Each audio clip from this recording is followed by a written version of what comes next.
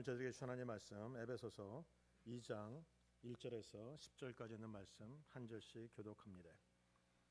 에베소서 2장 1절로 10절까지 있는 말씀을 저와 한 절씩 교독합니다. 그는 허물과 죄로 죽었던 너희를 살리셨도다.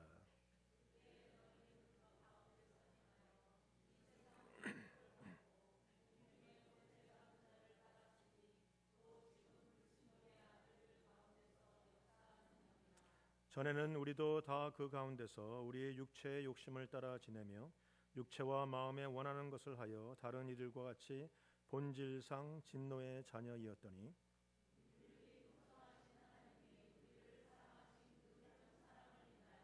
허물로 죽은 우리를 그리스도와 함께 살리셨고 너희는 은혜로 구원을 받은 것이라.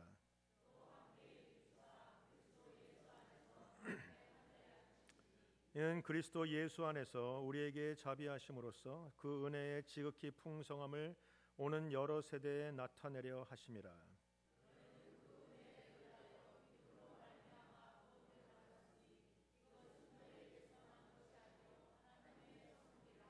행위에서 난 것이 아니니 이는 누구든지 자랑하지 못하게 함이라.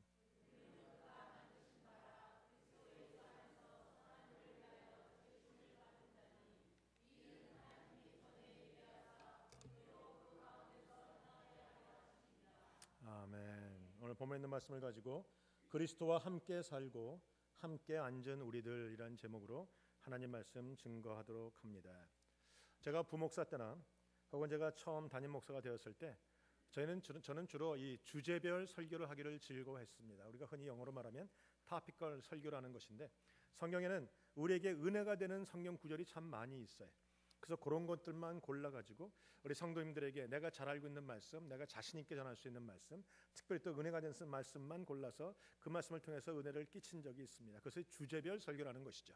매주 다른 본문을 가지고 다른 말씀을 전하게 되었습니다. 그렇게 말씀을 전하니까 은혜도 됐고 잘한다는 얘기도 듣고 많은 그런 시간에 복된 시간을 보냈는데 어느 날 주님이 저에게 그런 말씀을 하시더라고요. 내가 원하는 말씀만 전하면 어찌하겠느냐, 전하기 쉬운 말씀만 전하면 어찌하겠느냐, 또한 성도들이 좋아하는 말씀만 전하면 어찌하겠느냐라고 말씀하셨어요. 제가 그래서 그걸 하나님 앞에 회개하고 그럼 하나님 어찌할까요? 라고 물어봤을 때 하나님이 그냥 성경을 있는 그대로 한 책 한 권씩 택해서 우리가 그것을 강해 설교라고 말하는데 그냥 그 설교를 하라고 하셨어요. 그래서 힘들어도 어려워도 혹은 좀 복잡해도 제가 그날 이후로는 책을 선택해서 강해 설교를 쭉 해가면서 주일을 보내고 있습니다. 어찌 보면 에베소서도 쉽지 않은 말씀입니다.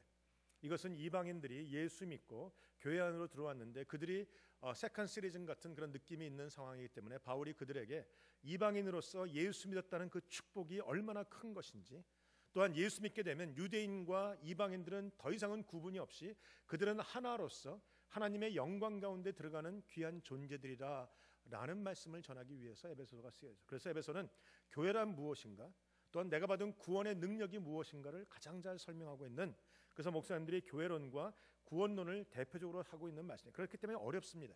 어렵기도 하고 문장이 간단하지 않고 문장에 수식어가 계속 있다 보니까 한 문장에 주어와 동사어를 구분하기도 좀 힘든 문장들이 많이 나와요. 그래서 좀 복잡하기는 한데 그럼에도 불구하고 이 말씀이 여러분의 신앙의 파운데이션이 되고 초석이 돼서 여러분이 흔들리지 않는 그런 믿음을 갖게 되시길 주님의 이름으로 축원합니다. 제가 신학생들에게 하는 강의가 아니기 때문에 가능하면 쉽게 여러분에게 설명을 해드리려고 애를 씁니다. 우리 지난주에 바울의 기도를 같이 공부했습니다. 기억하십니까? 바울은 4가지를 기도했습니다. 알게 달라고 하는 것이었는데 성도가 이 4가지는 분명히 알아야 된다라는 마음을 가지고 이것을 알게 달라고 기도했던 4가지의 기도의 제목이 있어요. 첫 번째는 하나님을 알게 달라고 기도했습니다. 두 번째는 하나님의 부르심의 소망을 알게 달라고 기도했습니다. 세 번째는 하나님이 우리에게 주신 기업의 영광의 풍성한, 다시 말하면 내가 받고 있는 상속과 하나님이 나에게 주신 유산 같은 것, 내가 갖고 있는 그 유산의 풍성함이 얼마나 큰 것인지를 알게 달라고. 네 번째는 무엇이었습니까? 예수 그리스도 안에서 역사하던 그 능력이 얼마나 큰 것인지를 나로 알게 달라고 했어요. 그 예수 그리스도 안에 있던 능력이 이제는 내 안에 들어와서 있는 그것입니다. 그 능력이 어떤 일을 했습니까? 예수를 죽은 자 가운데서 살리셨고 예수를 하늘 위로 올리셨던 그 능력, 그 능력이, 그 부활의 능력, 승천의 능력, 바로 그 능력이 내 안에서 똑같이 역사해서 그 역사가 얼마나 큰지를 알게 해달라고. 여러분, 하나님을 알아야 구원입니다. 하나님의 부르심을 알아야 흔들리지 않아요. 많은 사람들이 부르심하고 상관없이 살아요. 그저 내가 좋아서 교회 나오고, 그저 내가 좋으니까 이 사람하고 사귀고, 그저 좋아서 다닙니다. 목사가 좋아서 교회 나오고, 성도가 좋아서 교회 나오고, 친구가 좋아서 교회 나오고, 음식이 맛있어서 교회 나오고. 근데 여러분, 목사도 항상 좋지 않죠. 어느 날인가는 삐걱거립니다. 여러분이 아무리 친구가 좋아도 어느 날인가는 의견이 달라집니다. 아무리 시온교회에 국밥이 맛있어도 어느 날은 죽쓰게 되어 있습니다. 그러니까 여러분, 그거 좋다고 생각한다면 그 좋은 것이 살짝 사라질 때 여러분 흔들릴 수밖에 없어요. 그래서 여러분이 예수 믿는 동안 좋아서 믿는 것이 문제가 아니라 부르심이 뭔지를 알아야 돼요. 내가 하나님 나를 이곳에 왜 부르셨는가? 하나님이 나에게 주신 생명의 그 근원, 부르심이 뭔가? 내가 왜 예수를 믿게 되었으며, 하나님이 나를 왜 세크라멘토에 두셨으며, 하나님이 왜 나를 시온교회에 부르셨으며, 하나님이 왜 나를 이 시간 이것을 하게 하시는가를 부르심을 알고 있어야 돼요. 그래야 어떠한 상황 가운데서 흔들리지 않습니다. 세 번째로, 하나님이 나에게 주신 놀라운 그 풍성함이 무엇인가? 많은 사람들이 거지처럼 살아갑니다. 내가 받고 있는 놀라운 은혜가 있고, 내가 받고 있는 놀라운 축복이 있음에도 불구하고 이것이 있는지를 모르고 살아가요. 있는 것인지 모르고 살아가요. 그래서 이것을 좀 드러내셔야 돼요. 이것을 사용하시면서 살아가야 된다는 것이죠. 능력도 마찬가지입니다. 예수 그리스도 안에서 죽은 자 가운데서 예수를 살게 하시고 부활하게 하시고 하늘로 올리시고 하나님의 보좌 우편에 앉으셨던 그 똑같은 능력이 오늘 내 안에 있다는 것을 깨달아야 돼요. 그래야 담대하게 살 수 있는 것이에요. 여러분, 이것이 귀하기 때문에 내가 귀하게 볼 뿐만이 아니라 오늘도 사용하고 살아가는 그런 성도가 되시길 주님의 이름으로 축원합니다. 제가 결혼할 때는 목사가 아니었습니다. 제가 미국에 와서 비즈니스도 하고 뭐 부모님들도 계시고 하기 때문에 제가 그때는 뭐 사업을 하는 사람이었기 때문에 결혼도 참 잘했고 아주 풍성하게 했어요. 또 부모님들이 우리에게 결혼 예물을 사주셔서 여러분이 알고 있는 명품 시계 하나를 제가 그날 받았습니다. 그런 받은 것이 있는데 받고 나니까 그 명품 시계가 너무 아까우니까 초창기에는 그 시계를 차고 다니지 못했고, 또 목사가 돼서는 차고 다니니까 성도들이 흉을 보니까 목사가 어떻게 저런 시계를 차고 다녀? 그러니까 또 차고 다니지 못해. 그래서 장롱 속에 넣고 때때로 보면서 야, 전 나도 이런 시계가 있구나 하고 또 넣어놓는 그런 어리석은 일을 합니다. 근데 성도가 그런 것 같아요. 여러분이 그저 하나님이 나에게 주신 놀라운 은혜와 구원의 역사와 이 놀라운 능력과 풍성함을 그냥 알고만 있어요. 야, 귀하구나. 그리고 보자기에 꽁꽁 싸서 또 장롱 속에 넣어놓고 그리고 교회 다니면서 그리고 세상에서 아무런 능력 없는 것처럼 살아가죠. 여러분, 그거 써서 사용하셔야 되는 것이에요. 장롱 속에 넣어놓은 것은 필요 없는 것이에요. 그건 끄집어내서 매일같이 즐기며 매일같이 누리며 매일같이 그 능력 가운데 살아가시길 주님의 이름으로 축원합니다. 제가 영락교에 있을 때 같은 부목사 중에 한 사람이 저거 똑같은 시계를 한번 차고 있더라고요. 제가 그랬어요. 아니, 이 시계 이렇게 차고 다녀도 괜찮냐고 그랬더니 말씀하시기를 그렇지 않아도 다른 교회에서 파타임으로 그 목사할 때 그 파타임 목사를 할 때 그 성도들이 계속 얘기하더라는 거예요. 그러니까 화도 나고 뭐 그래서 교회다가 그냥 헌금 바구니에다가 집어넣어 버렸대. 그랬더니 상회에서 모여서 이것 때문에 저 목사가 시험 들면 안 된다라고 해서 그 시계를 다시 줬다는 거예요. 그래서 차고 다닌다고. 목사님도 이 시계 있지? 목사님도 헌금 한번 해봐 그러더라고요. 근데 헌금했다가 그거 도로 주실까요? 아무튼 우리는 갖고 있는 귀한 것이 있어요. 그러나 귀한 것을 숨기만 놓으면 귀한 것이 되지 못합니다. 여러분이 쓰셔야 돼요. 여러분이 하나님의 자녀가 됐다는 것, 하나님의 영광의 기업의 풍성함이 있다는 것, 하나님의 능력을 가지고 있다는 것은 놀라운 축복인데 날마다 사용하시는 여러분 되시길 주님의 이름으로 축원합니다. 주님의 오실 날이 가까운 이 시대입니다. 그래서 여러분이 매일같이 묵상하고 이 말씀을 적용하셔야 돼요. 지난주에 이 네 가지를 배웠는데 적용하십니까? 하나님에 대해서 더 알아가셨습니까? 부르심에 대한 소망을 확신하셨습니까? 기업의 영광의 풍성을 여러분 누리고 계십니까? 하나님의 그 예수 안에 있던 그 능력이 내 안에 있는 것을 날마다 깨닫고 계십니까? 여러분, 말씀을 듣고 잊어버린다면 소용이 없어요. 적어놓는 것도 중요하지 않습니다. 날마다 그것을 다시 되뱉어서 소가 되새김질 하듯이 날마다 그것을 되새김질해서 다시 삼켜야 내 안에 영양분이 되는 것이죠. 여러분, I'm going to ask you to make every day count. 주님이 오실 날이 가까웠어요. 날마다 허송세월하지 마시고 말씀을 날마다 상고하고 말씀대로 살아가시는 여러분 되시길 주님의 이름으로 축복합니다. 오늘 2장에 보면 바울은 이제 두 가지의 상태를 얘기합니다. 과거와 현재입니다. 예수 믿기 전과 예수 믿은 이후의 삶을 얘기합니다. 전에는, 이제는 이렇게 얘기하는 것이죠.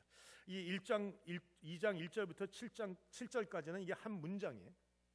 이 문장에서 가장 중요한 것은 5절과 6절이에요. 한번 같이 읽어볼까요? 5절과 6절을 같이 한 목소리로 읽습니다. 허물로 죽은 우리를 그리스도와 함께 살리셨고 너희는 은혜로 구원을 받은 것이라. 또 함께 일으키사 그리스도 예수 안에서 함께 하늘에 앉히셨다. 여기 함께란 단어가 3번이나 나와요. 우리가 예수와 함께 죽었다가 예수와 함께 살고 예수와 함께 하늘 위로 올라가서 예수와 함께 하나님 보좌 위 오른편에 앉았다라는 것입니다. 가장 중요한 것은 살리셨다, 앉히셨다라는 이 두 가지의 동사가 나옵니다. 우리는 과거에 어떤 사람이었습니까? 죽었던 사람들입니다. 과거에 우리는 이방인들이었습니다. 이방인들의 지위가 무엇입니까? 그것은 개만도 못한 지위였어요. 이방인들은 사람 취급받지 못합니다. 그래서 그 당시에 성전에 와도 이방인들은 성전 안으로 못 들어오고 이방인의 뜰이라는 곳에 그냥 머물게 돼. 사람 취급도 못 받아요. 사람 같지도 않은 그런 사람들이 예수 믿고 하나님의 백성이 되고 하나님의 자녀가 되고 심지어는 예수님처럼 돼서 예수와 함께 하나님 보좌 우편에 앉는 놀라운 영적인 지위와 축복을 소유한 자가 되었다라는 사실이에요. 여러분, 이것을 날마다 깨달아야 됩니다. 이것을 알아야 우리의 마음속에 감격이 있어요. 많은 성도님들이 예배에 감격이 없어요. 구원에 감격이 없는 걸 가만 보니까 잘 몰라서 그래. 내가 과거가 어떤 사람이었는지 몰라서 그래. 여러분, 사람들은요 지나간 과거를 자꾸 미화시키는 잘못이 있어요. 과거를 정확하게 봐야 됩니다. 과거에 우리는 누구였습니까? 오늘 1절에 보면 허물과 죄로 죽었던 사람들, 다시 말하면 썩은 사람들이에요. 다시 말하면 버림받은 사람들이에요. 다시 말하면 죽었던 사람들이란 말입니다. 죽었던 우리가 이제 예수님 때문에 산자가 되었다. 예수님 때문에 하늘 위로 올라갔다. 예수님 때문에 하나님 보좌 오른편에 앉았다라는 사실을 깨달아야 드디어 감격이 생기는 것이죠. 감격이 생기는 것이죠. 여러분이 많은 경우에 이 감격이 없는 것은 이것을 잘 몰라서 그래. 인류의 역사는 예수님으로 말미암아 딱 시점이 구분이 됩니다. 예수님이 오시기 전에 BC, Before Christ. 예수님이 온 이유를 주후 in the year of the Lord, Anno Domine라 그래서 예수님이 오신 그 예수님의 해, 주님의 해라는 것으로 딱 구분되죠. 인류의 역사도 구분될 뿐만 아니라 개인들의 삶도 구분이 됩니다. 예수 믿기 전과 예수 믿은 후에. 예수 믿기 전에는 여러분이 아무리 잘 살았어도, 여러분이 아무리 많은 일을 했어도 예수 믿기 전에 여러분 죽은 사람들이에요. 썩은 사람들이란 말입니다. 쓸모없는 거예요. 살아있으나 살아있는 게 아닌 정도죠. 그러나 예수 믿은 이후에 우리는 살아있는 사람, 하나님의 자녀가 되는 그 축복이 있다라는 것입니다. 오늘 1절에 예수 믿기 전의 모습을 분명하게 설명합니다. 그는 허물과 죄로 죽었던 너희를 살리셨다. 재밌는 것은 너희를 살리셨다는 말이 원문에는 없어요. 여러분, 영어 성경에 있는 분들을 보면, 영어 성경을 보면 허물과 죄로 죽었던 우리들 이렇게 1절이 딱 나옵니다. 원어에도 마찬가지예요. 그런데 한국 성경에는 한국 그 목사님들이 이걸 번역하면서 좀 더 뜻을 분명하게 하기 위해서 죽었던 우리를 살리셨다. 1절에서 7절까지의 이 한 문장 속에 중요한 동사는 5절에 한 번 나와요. 살리셨다인데 그걸 반복적으로 쓴 것뿐이에요. 썼다고 해서 뭐 의미가 달라지는 않지만 여러분이 알아야 되는 것은 원문에는 없는 단어다 하는 거예요. 원문에는 허물과 죄로 죽었다 이 부분만 나와 있어요. 그런 우리들을 주님이 살리셨다라는 것이죠. 그리고 영적으로 죽었다는 말이 뭔가? 죽었다는 말을 2절에는 이렇게 표현합니다. 그때는 너희가 그 가운데서 행했다. 그래서 그때는 우리가 사단 안에 있었다는 것이죠. 여러분, 자녀가 이 땅에서 생명을 갖고 태어나면 너무 이쁘고 천사 같고 아름답게 보이지만 자녀는 역시 사단에게 속한 존재예요. 우리가 그렇기 때문에 그 자녀의 이름으로 예수를 고백하고 그 자녀를 우리가 세례시키는 이유는 다 거기 있는 것이죠. 사람은 태어나면 사단에게 속해서 태어납니다. 그리고 예수 믿으면 예수 그리스도 안으로 옮겨서 하나님 나라 안으로 들어오게 되어 있죠. 그래서 주님이 이 땅에 마가복음 1장에 보면 1장 15절 같은데 너희가 주님이 말씀하실 때 회개하라 천국이 가까워라 복음을 가까웠다 복음을 믿고 이렇게 쭉 나와요. 즉 사단의 나라에서 태어난 우리들이 하나님의 나라에 들어가기 위해서는 회개가 첫 번째이고 두 번째는 복음을 믿어서 하나님 나라에 들어가서 그 안에 살게 되는. 오늘 본문에도 보면 사단 안에서 있는 삶이 예수 믿기 전의 삶이고 뒤에 10절에 보면 그 예수 안에서란 단어가 또 나와요. 그러면 원어에 보면 두 단어가 딱 비교가 됩니다. In Satan, in Christ. 예수 안에 있는 삶과 사단 안에 있는 삶이다. 사단 안에 있는 삶은 죽은 삶. 예수 안에 있던 삶은 그것이 살아있는 영원한 삶이라는 것이죠. 여러분, 그래서 예수 안에 있는 것이 바로 구원이라는 것입니다. 오늘 본문에 보면 이 사단 안에 있는 우리들은요, 우리들의 모습을 첫 번째는 죽었다고 표현하고, 두 번째는 사단에게 묶여 있다고 표현해. 사단 안에 행하여 이 세상의 풍조를 따르고 공중의 권세 잡은 자를 따랐다는 말은 쫓았다는 말이잖아요. 예수님이 우리에게 너네 십자가를 지고 나를 쫓으라 그랬어요. 주님께 속했다는 것이고, 사단을 쫓았다는 말은 사단에게 속해 있고 묶여 있다는 뜻이. 여러분, 과거에 예수 믿기 전에는 우리는 죽은 사람이고, 죽었다는 의미로 우리는 사단을 쫓는 사람이고, 그 다음에 뒤에 보시면 3절의 맨 마지막에 다른 이와 같이 본질상 진노의 자녀였더니, 진노 안에 있는 저주의 자식이라는 거예요. 우리가 예수 믿기 전에는 죽었었고, 그리고 사단에게 묶여 있었고, 우리는 저주받은 인간이었다. 이게 우리의 과거의 모습이에요. 여러분, 과거를 분명히 아셔야 돼요. 그래야 지금 내가 받고 있는 구원이 얼마나 큰지, 얼마나 좋은지를 감격할 수 있다는 것이죠. 이 세 가지가 과거에 있었던 것이죠. 여기 말하는 허물이란 본래적인 의미는 하지 말아야 될 것을 하는 것이 허물이에요. 다시 말하면 하나님께서 우리에게 명령을 주시고 율법을 주시는데, 율법은 613가지 중에서 하라라는 게 있고 하지 말라는 게 있어. Do this and don't do this. 하라와 하지 말라가 있는데, 이 두 가지가 다 죄예요. 안 하면 죄인 거예요. 근데 허물은 하지 말아야 될 것을 하는 것이 죄고, 죄라는 것은 하나님이 워낙에 계획상으로 하라고 하셨는데 하지 않는 것이 죄인 것이죠. 그러니까 이 허물과 죄는 하지 말아야 될 것을 하는 것이고, 또한 해야 될 것을 하지 않는 이것을 다 죄라고 표현했다라는 것입니다. 이 죄 가운데 있는 우리들은요, 이런 형태를 가져요. 거기 보면 2절에 첫 번째는 세상의 풍조를 쫓게 됩니다. 바울은 이것을 깨달았기 때문에 로마서 12장에 뭐라고 하냐면, 너희는 이 세대를 본받지 말라라고 했죠. 세상을 본받지 마셔야 돼요. 세상에서 좋아하는 것 좋아하지 말아야 돼요. 세상에서 기뻐하는 것 기뻐하지 말아야 돼요. 세상에서 즐겨하는 것 즐거워하지 말아야 돼요. 세상에서는 주일날 쉬는 걸 좋아합니다. 초원교회 가는 거 좋아하죠. 골프 치러 가고 뭐 이거 하고 저거 하고 돈 많이 버는 거 다 좋아합니다. 그러나 예수 믿는 사람이라면 그것보다 더 중요한 하나님 앞에 앉아 있는 거 좋아해야 되고, 하나님의 말씀을 듣는 거 좋아해야 되고, 구원받은 거 좋아해야 되고, 하나님의 사랑을 느끼는 것 좋아해야 되는 것이 맞는 것이라는 것이죠. 그래서 세상의 풍조를 쫓지 마라. 두 번째는 공중의 권세 잡은 자를 따르지 마라. 세 번째는 불순종의 아들의 영에 사로잡히지 마라.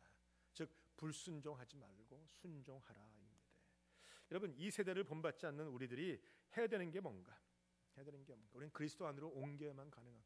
과거에는 이것이 마음대로 안 됐어요. 세상의 풍조를 쫓지 말고 불순종하지 말고 거기 사단에게 쫓지 않는 게 마음대로 안 됐어요. 예를 들어서 예전에는, 여러분이 예수 믿기 전에는 죄 안 짓는 게 마음대로 안 되는 거예요. 좌우지간 죄를 지을 수밖에 없고 묶여 있는 자예요. 그러나 예수 믿게 되면 더 이상은 죄를 안 질래야 안 질 수 없는 사람이 되는 것이 아니에요. 죄를 안 질려면 결정만 하시면 돼요. 왜냐하면 이미 여러분의 묶고 있는 모든 것은 주 안에서 끊겼습니다.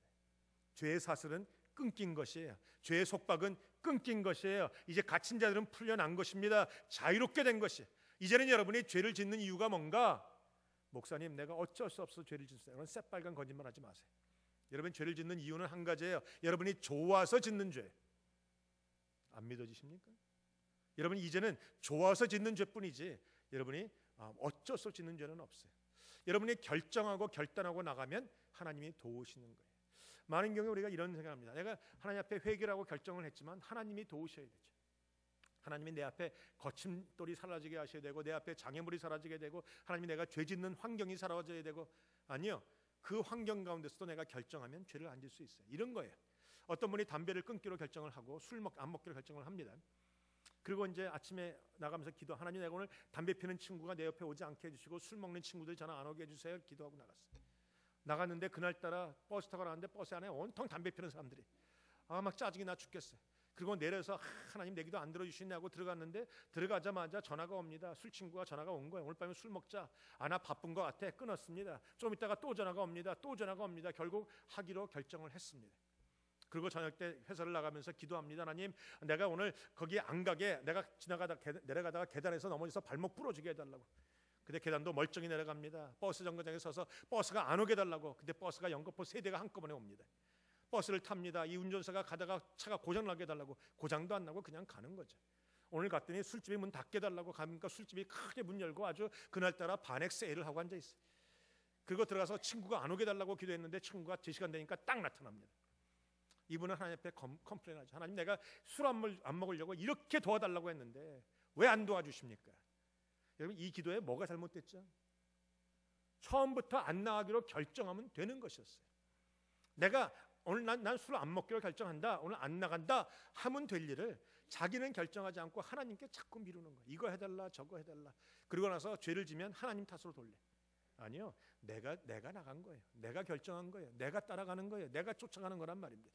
여러분이 더 이상은 쫓지 않도록 결정을 하셔야 돼요. 오늘은 내가 주님을 따라가리라, 주님만 따라가리라 결정하고 나가면 반드시 우리 가운데 거룩함과 정결함이 생기게 되리라 믿습니다. 하나님이 우리에게 주신 능력이 그것이. 오늘 주님께서 우리가 과거에는 진노의 자식, 저주의 자식이었는데 이제는 축복의 자식이에요. 이제는 축복 덩어리입니다. 과거에는 여러분이 있어서 그 도시가 망가졌는지 모르지만 지금은 예수 믿은 이유는 내가 있기 때문에 이 도시가 복을 받는 것이고, 내가 있기 때문에 가정이 복을 받는 것이고, 내가 있기 때문에 주위의 형제들이 복을 받는 것으로 바뀌었다는 거예요. 그래서 주님이 아브라함을 부르시면서 뭐라고 하십니까? 내가 너에게 복을 주고 너로 복의 근원 되게 하리라. 여러분, 복덩입니다. 알고 계십니까? 아직 여기는 믿어지고 저기는 안 믿어지십니까? 옆 사람에 고백하세요. 나는 복덩입니다. 하나님의 복입니다. 왜 하나님의 복덩입니까? 하나님의 자녀이기 때문에 그래요. 혹시 여러분 중에 어렸을 때 태어났더니 여러분의 아빠와 엄마가 그런 말씀하신 분 계세요? 배꼽을 막 비비면서 나의 복덩이, 나의 복덩이 그랬던 분 계십니까? 그 말이 사실이에요. 하나님이 나를 아이고 나의 복덩이 나의 복덩이 그러신다는 말입니다. 교회에서도 대접 못 받고 형제들은 여러분을 무시하고 뭐 사방에서 어려움을 겪는지는 몰라도 나의 아버지 하나님, 천지를 창조하신 바로 그 하나님은 여러분을 볼 때마다 아이고 복덩이, 아이고 복덩이, 복덩이라고 부르신다는 것이죠. 여러분이 내가 복덩인 것을 잊지 마십시다. 과거에는 진노의 자식이었으나 이제는 복의 자식인 거예요. 그런 담대함으로 살아가시는 여러분 되시길 주님의 이름으로 축원합니다. 여러분, 성경에 보면 3절에 다른 이와 같이 본질상 진노의 자식이었더니 4절에 보시면 궁일에 풍성하신 하나님이 우리를 사랑하신 그 큰 사랑으로 인하여 허물로 죽은 우리를 그리스도와 함께 살리셨다. 근데 재밌는 것은요, 3절과 4절 사이에 한국말 성경은 잘 표현이 안 돼. 근데 영어 성경과 원문의 성경에 보면 너희들은 본질상 진노의 자식이었으나 그러나 but 라는 단어가 나와요. 그러나 이제 하나님의 궁일의 풍성함으로 예수와 함께 살아난 자가 되었다. 그래서 이 영어 성경이나 원문 성경에 보면 이렇게 탁 뒤집는 단어가 하나 나요. but 그러나라는 단어. 근데 왜 한국말 성경은 이게 포함이 잘 안 되는지 모르겠어요. 아마 그 앞에 있는 3절에 있는 자녀이었더니 여기에 아마 포함되어 있는 단어인 것 같은데 필이 안 오잖아요. 여러분 영어 성경을 좀 읽으시는 게 좋아요. 우리는 본질상 진노의 자녀, 죽음의 사람이었으나 저주의 자식이었으나 이제 그러나 하나님이 나를 하나님의 사랑으로 축복의 자녀로 삼아 주셨다. 여러분, 이 감격을 깨달으면요 예배가 달라진다니까요. 예배 가운데 여러분의 얼굴이 달라진다는 거예요. 과거에는 우리는 원수의 지배 아래 있었습니다. 그러나 이제는 그 지배가 사라지고 이제 우리는 죽은 자가 아니라 산 자가 되었어요. 여러분, 여기서 아셔야 돼요. 내가 구원이라는 게 뭔가? 단지 죽음이 아니라 산 것만 가지고 구원이라고 말할 수 없어요. 내가 그저 살아난 것뿐만 아니라 영원한 생명을 얻은 것뿐만이 아니라 구원이라는 것은 여기서 끝나는 것이 아니라 주님의 모습을 갖게 되는 것이고, 더 나아가서 주님과 함께 하늘 위로 올리사 주님과 함께 하나님의 보좌 우편에 앉으신 것까지가 구원인 거예요. 여러분은 이제는 이 땅을 다스리는 왕 같은 존재예요. 예수님이 누구십니까? 이 예수 그리스도가 우리의 왕 아니십니까? 예수와 함께 앉아서 이제는 세상을 다스리고 세상을 정복하고 주님의 이름으로 선포하고 주님의 이름으로 취하고 나가는 그 축복이 바로 저와 여러분의 축복이라는 사실을 믿으시기를 축원합니다. 예수님이 제자들과 함께 배 타고 지나가다가 풍랑이 불고 폭풍이 오고 물이 가득 들어와서 빠지게 되었을 때 제자들이 주님을 깨웁니다. 주님이 일어나셨어요. 일어나서 보니까 정말 바람이 불고 폭풍우가 치고 물이 넘실넘실거리고 물은 가득 차서 배가 곧 빠지게 되어 있는 상황입니다. 그런데 주님이 뭐라고 하십니까? 제자들에게 이 믿음이 적은 자들아 라고 얘기했죠. 그리고 주님이 돌아서 뭐라고 하십니까? 잠잠하라 했더니 불어오는 폭풍이 즉시 멈추니라 라고 되어 있습니다. 이게 주님의 능력이라는 거예요. 이게 주님의 왕됨의 권세라는 거예요. 이것이 하나님의 자녀됨의 축복이라는 거예요. 여러분 안에, 제 안에 다 있는 축복입니다. 불어오는 폭풍 가운데 눈물 콧물 흘리지 말고, 주님 살려달라고 외치지 말고, 불어오는 폭풍을 향해서 잠잠하라 라고 선포할 수 있는 저와 여러분 되시길 축원합니다. 여러분, 많은 분들이 제가 아까 말한 것처럼 명품을 들고 있음에도 불구하고 그거 사용하지 못하고 그냥 보자기에 꽁꽁 싸서 넣어놓고 그냥 자기 혼자 즐기고 앉아있어요. 여러분, 날마다 그것을 가지고 선포하셔야 돼요. 불어오는 폭풍 막으셔야 됩니다. 내 안에 불어오고 있는 모든 고난의 바람 막으셔야 됩니다. 주 안에서 평강이 있으라 선포하셔야 된다는 것이죠. 여러분, 이것이 하나님의 자녀됨의 축복인 거예요. 이게 여러분이 예수와 함께 보좌 우편에 앉았다라는 의미예요. 이제 여러분, 더 이상은 이 땅에서 시달리는 존재가 아니에요. 이 땅을 정복하는 존재예요. 예수님처럼 죽은 자를 살리고, 예수님처럼 복음 전하고, 병을 낫게 하고, 귀신을 쫓아내고, 불어오는 폭풍을 멈추고, 이게 바로 저와 여러분의 축복인 것을 믿으시는 여러분 되시길 주님의 이름으로 축원합니다. 하나님이 왜 우리를 살리시고 하나님의 보좌 우편에 앉히십니까? 거기 보면 이유가 있어요. 무엇을 통해서 하시는가? 거기 보시면 4절에 궁일이 풍성하신 하나님이 우리를 사랑하신 그 큰 사랑을 인하여, 쉽게 얘기하면 하나님의 궁일과 사랑 때문에 우리를 예수와 함께 살리셨고 예수와 함께 앉히셨다는 것이죠. 하나님의 궁일은 큰 궁일이에요. 하나님이 나를 불쌍히 여김은 내가 갖고 있는 어떠한 죄악이나 어떠한 실수를 덮고도 남는 넉넉한 것이에요. 그러니까 여러분, 걱정하실 필요가 없어요. 하나님, 내가 또 죄를 짓고 또 죄를 짓고 또 죄를 졌는데 하나님 나를 정말 사랑하십니까? 하나님의 사랑은 여러분의 죄악보다 크다는 것을 믿으시길 바랍니다. 하나님의 그 사랑은요, 감히 우리가 상상도 못하는 사랑. 우리는 그저 작은 문제로 고민하지만 하나님은 그냥 확 사랑으로 덮어주세요. 그 사랑에 감격해야 예배를 제대로 드릴 수 있다는 것이죠. 오늘 주님은 궁일과 사랑으로 우리를 하나님 나라에 올리셨어요. 하나님 나라에 앉게 되는 주시고 우리에게 세 가지의 사명을 주십니다. 첫 번째 사명이 뭔가? 7절에 보시면 이는 그리스도 예수 안에서 우리에게 자비하심으로 그 은혜의 지극히 풍성함을 오는 여러 세대에 나타내려 하십니다. 좀 복잡하지만 나타내려 하심이라에 빨간 줄을 딱 그시면 돼요. 하나님이 예수와 함께 우리를 살리시고 예수와 함께 하나님 보좌 우편에 앉으시는 이유가 뭐냐면 하나님의 그 풍성하신 은혜와 궁일과 사랑을 다른 사람에게 보여주기 위해서, 나타내기 위해서. 여러분은요, 이 땅에 하나님이 보내신 샘플과 같은 존재. 여러분, 화장품 사러 가면 샘플 줄까요, 안 줄까요? 줍니다. 화장품 안 사는 사람들도 일부러 줘요. 그거 왜 줘요? 써보고 좋으면 하라고 주는 것이. 우리는 샘플과 같아요. 하나님이 이 땅에서 하나님의 은혜가 얼마나 귀한 것인지, 하나님의 사랑이 얼마나 귀한 것인지, 하나님의 궁일하심이 얼마나 큰 것인지, 허물과 죄로 죽었던 우리들을 예수와 똑같이 살리시고 예수와 똑같이 보좌에 앉으시는 그 은혜를 우리를 통해서 나타내고자 하시는 것입니다. 여러분이 좀 나타내시길 바랍니다. 샘플이 샘플 역할 못하면 그건 쓸모없는 거예요. 샘플은 샘플 역할을 감당해야 샘플이 되는 것이죠. 늘 하나님의 은혜를 좀 표현하시길 부탁합니다. 첫 번째는 나타내려 하시는 것이고, 두 번째는 9절에 자랑하지 못하게 하세요. 거기 보면 행위에서 난 것이 아니니 이는 누구든지 자랑하지 못하게 하여야 합니다. 하나님이 왜 나를 초물로 죽은 우리들을, 죽을 수밖에 없고 죽었던 우리들을 예수와 함께 살리시고 하늘의 보좌 위에 앉히시는가? 나로 구원이라는 것이 행위에서 나오는 것이 아니라는 것을 말씀하기 위해서. 구원이 행위에서 나온 것이 아니기 때문에 나로 자랑하지 못하고 오직 자랑할 분은 하나님밖에 없음을 고백하기 위해서입니다. 나타내려 하시고 자랑치 못하게 하시고. 세 번째는 10절에 보시면 우리는 그가 만드신 바라 그리스도 예수 안에서 선한 일을 위하여 지으심을 받은 자니. 이제는 예수 안에서, 여기서 말하는 선한 일이라는 것은 하나님의 뜻에 합당한 일이에요. 히브리 사람들이 선하다라고 말할 때 이 선한 것은 하나님의 뜻에 맞는 일을 말하죠. 그러니까 우리도 나타내고 자랑하지 못하고 결국은 이제는 사단 안에서가 아니라 예수 안에서 하나님이 계획하신 하나님의 일들을 하게 하기 위해서 우리를 살리시고 보좌 위에 앉혔다는 것이에요. 여러분, 항상 목적이 있습니다. 우리가 어떤 물건을 만들 때도 목적이 있어요. 그 목적이 이루지 못하면 그 물건은 쓸모없는 물건입니다. 제가 보니까요, 성도들이 하나님 앞에 은혜로 구원은 받았는데 쓸모없이 살아가시는 분이 많아요. 여러분이 구원 언제 받으셨습니까? 10년 전? 20년 전? 30년 전? 그래서 집사가 되고 장로가 되고 권사가 되고 교회 안에서 목사가 되고 다 되지만, 여러분이 하나님이 만드신, 하나님이 창조하신, 하나님이 여러분을 살리신, 하나님이 여러분을 하나님의 보좌 우편에 예수와 함께 앉히셨던 그 목적과 사명을 이루지 않는다면 여러분은 쓸모없는 사람들이에요. 하나님의 구원을 헛되게 하는 사람들이라는 것입니다. 사랑하는 성도 여러분, 오늘 하나님의 구원의 그 능력을 발휘하십시다. 하나님이 나를 위해서 예수와 함께 살리시고 앉히시면서 가졌던 그 꿈이 있어요.